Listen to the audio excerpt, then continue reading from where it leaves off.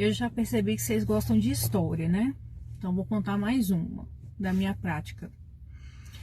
Teve uma vez que eu tava no hospital infantil e a mãe de uma criança, ela era do interior do estado, onde tinha muito casamento consanguíneo. Então a gente acredita que a síndrome da criança possa ter sido por isso.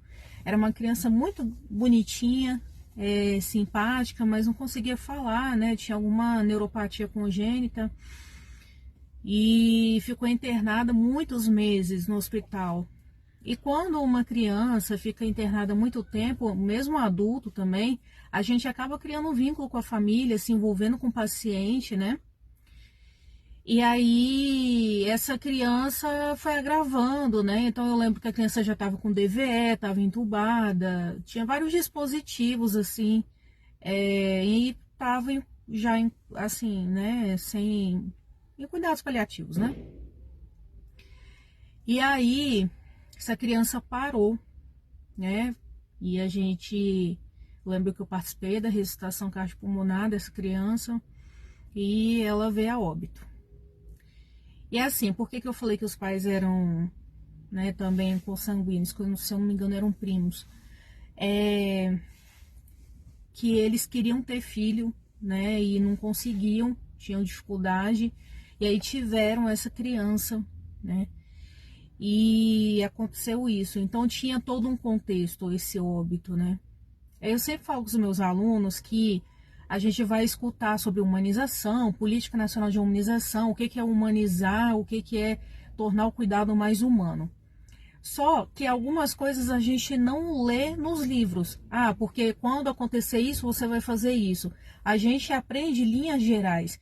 Então, acho que essa teoria do que é humanização somado ao nosso caráter, à nossa índole, à nossa humanidade, que já é nata, né, intrínseca a gente, vem muito de berço também, como fomos formados, né?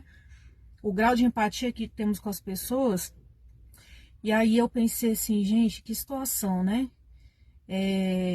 Essa mãe nunca mais vai pegar essa criança no colo, é a última vez que ela vai, né? Tem meses que ela não pode pegar a criança, era a gente que cuidava da criança, né? E aí o que aconteceu? Me deu um estalo assim, eu pensei, cara, o que eu vou fazer? Eu vou oferecer para esses pais se eles querem dar um último abraço nessa criança. E aí eu falei com eles, eles já estavam indo embora, né? Aí eles olharam assim só pelo vidro, né? Que era tipo um quarto de isolamento, mas não era doença infecto-contagiosa.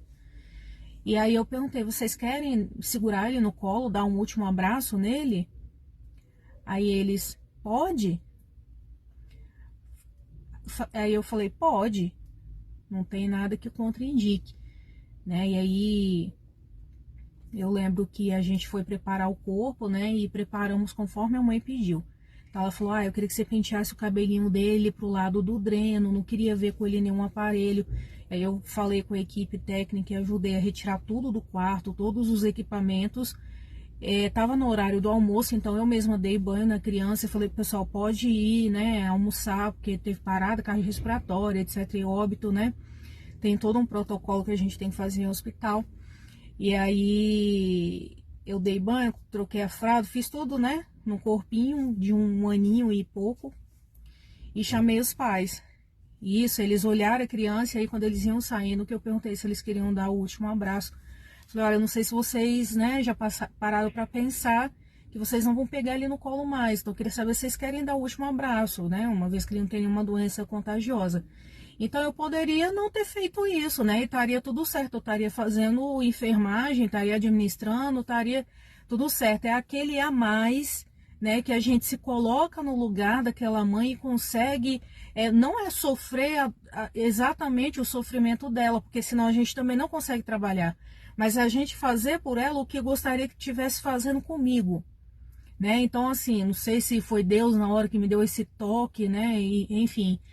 Olha, e foi uma das cenas mais fortes da minha carreira, porque os pais pegaram essa criança no colo e falaram assim, meu filho, esse é o abraço, é assim que papai queria te segurar esse tempo todo e não pôde. Nossa, gente, aí a lágrima, né? E eu do outro lado do vidro, e a lágrima escorrendo. E eu segurando, né? Toda aquela situação ali, por dentro eu tava morrendo já. E aí a mãe também pegou a criança, despediu. E aí eles saíram, me agradeceram, né? E depois, quando acabou tudo, graças a Deus eu sempre tive muito essa característica. Quando o pau tá quebrando, eu tô inteirinha ali. Se eu tiver que chorar, acabou. Não preciso mais ser a líder enfermeira aqui que tá presente, respondendo e dando força para todo mundo. Aí, se precisar, eu vou pro meu canto e choro, eu vou, né? Posso até chorar na situação, mas eu não deixo de fazer o que eu preciso fazer, né? Isso é o que eu acho importante, né? A gente ser de gelo, né? Mas a gente não fraquejar ali na situação, porque a gente é referência da nossa equipe, né? Todos esperam ali uma atitude, um posicionamento nosso. Então, se o líder, né, fraquejar, a equipe também pode fraquejar. Então, sempre tive muito essa questão aí.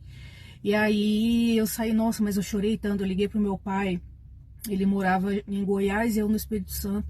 Eu falei, pai, chorei, Sabrina, o que tá acontecendo? Aí eu falei, não, foi isso que aconteceu e tal.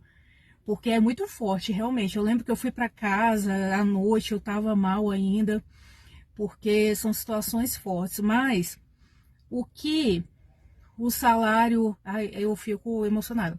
Mas o que o salário não paga é isso. Então, eu sei que eu fiz a diferença na vida dos pais, que eles deram um último abraço, eles tiveram essa oportunidade. Eles poderiam não ter essa oportunidade, tiveram porque eu tive uma empatia além do que uma literatura fala, além do que um professor me ensinou, é algo que vem de dentro de mim. Então, assim, eu vou para casa triste, mas satisfeita que eu sei que eu fiz a diferença na vida de alguém, que eu contribuí para a melhoria da vida de alguém, não necessariamente descobrir uma doença ou prescrever um medicamento ou curar alguém, né, no sentido assim de contribuir para a cura, mas de contribuir para um conforto maior.